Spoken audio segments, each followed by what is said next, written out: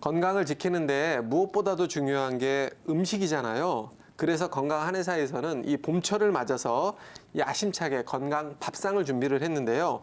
오늘의 건강 밥상 첫 번째 시간의 주제는 우엉입니다. 네, 우엉 요즘 다방면에서 많이 사랑을 받고 있는 네. 그런 재료인데요. 옛날에는 우엉을 어떻게 이용했나요, 김인수 원장님? 네, 옛날부터 저희 동의보감에 보면 우방근이라 그래서 약재로 해열이나 종기 같은 데 사용을 했고요. 그 씨앗인 우방자를 마찬가지로 약재를 사용했는데 식용으로 먹게 된 것은 그리 오래되지는 않았습니다.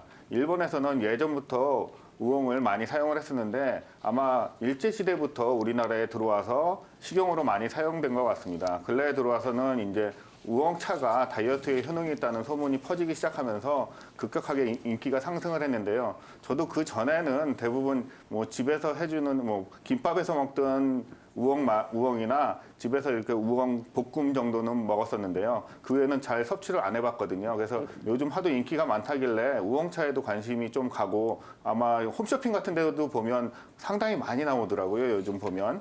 그래서 한번 먹어는 봤는데 아마 대소변이나 이렇게 식이섬유가 많이 들어있기 때문에 대장 활동을 활성화하게 해주고요. 그다음에 신장 기능을 좋게 해갖고 소변이 좀 많이 나오는 성분이 있는 것 같기는 합니다. 그런데 일반적으로 저같이 이렇게 몸이 따뜻하고 하신 분들은 사용하면 좋긴 할 텐데 먹는다고 저는 아직까지 다이어트에 집중을 안 해서 그런지 살이 빠지지는 않고 있습니다. 네, 그게요.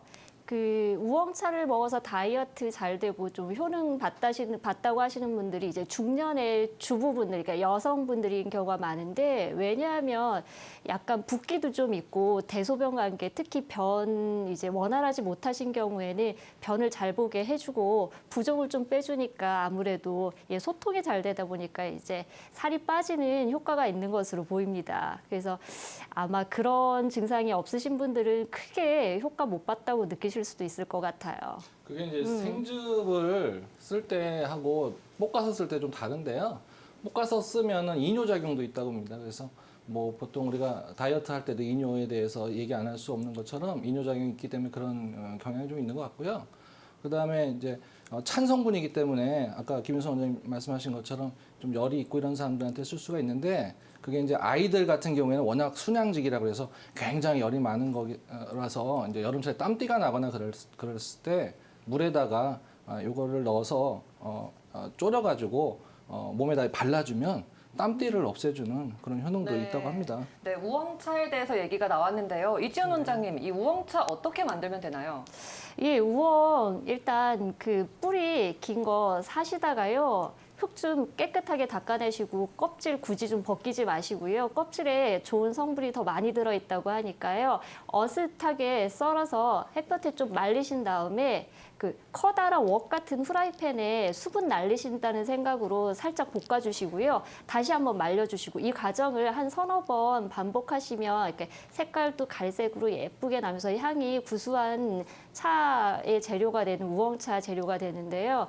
끓는 물에 우려서 드셔도 되고요. 아니면 조금 넣으시고 물과 같이 끓여서 차로 드시는 것도 굉장히 좋다고 합니다. 네, 제가 알기로는 한 번만 끓이는 게 아니라 또 여러 번 재탕을 하면은 더 다양한 풍미를 느낄 수 있다고 하는데 네. 맞나요?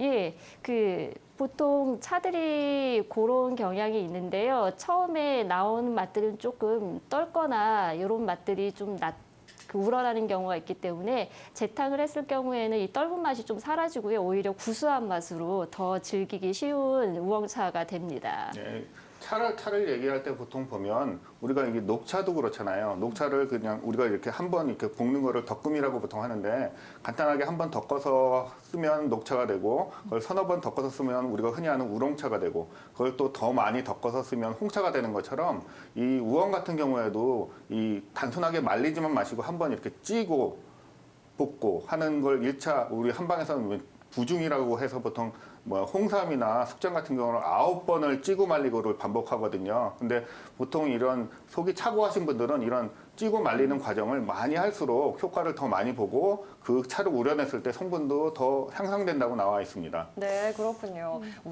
이 우엉차 여러 번 덮을수록 더 깊은 풍미를 느낄 수 있다 이렇게 말씀해 주셨는데 안상훈 원장님, 이 우엉 어떻게 뭐 좋아하시나요? 어떻게 주로 드시나요? 네, 저는 뭐 김밥에 있는 우엉만 많이 먹었었는데요. 이 우엉이 성질이 좀 서늘하고 그다음에 그 심신 안정을 시켜주는 효과가 있습니다.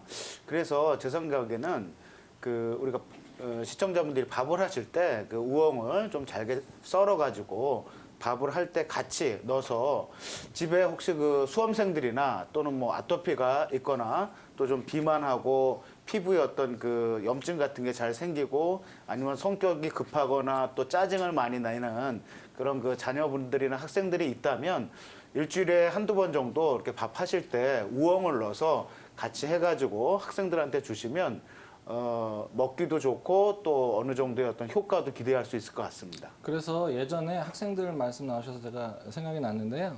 그 이 화를 내리고 마음을 이렇게 진정시키는 효과가 있어서 예전에 스님들이 수도하시면서 많이 드시던 음식 중에 하나라고 하는 얘기도 있습니다. 예, 또 저는 우리 딸아이가 고기를 굉장히 좋아하기 때문에 고기를 종종 먹게 되는데요. 그렇게 고기를 육류 반찬을 좀 많이 섭취한 주에는 꼭 우엉 좀 사다가 조림한 다음에 애들 먹이게 되는데 애들이 잘 안 먹잖아요.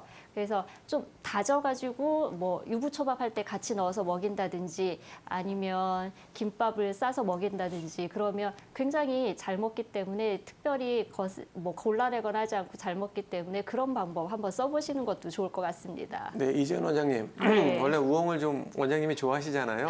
네, 좋아하죠. 예, 이 우엉을 가지고 또 이 아이들한테 어떤 요리를 좀 해줄 수 있을까요?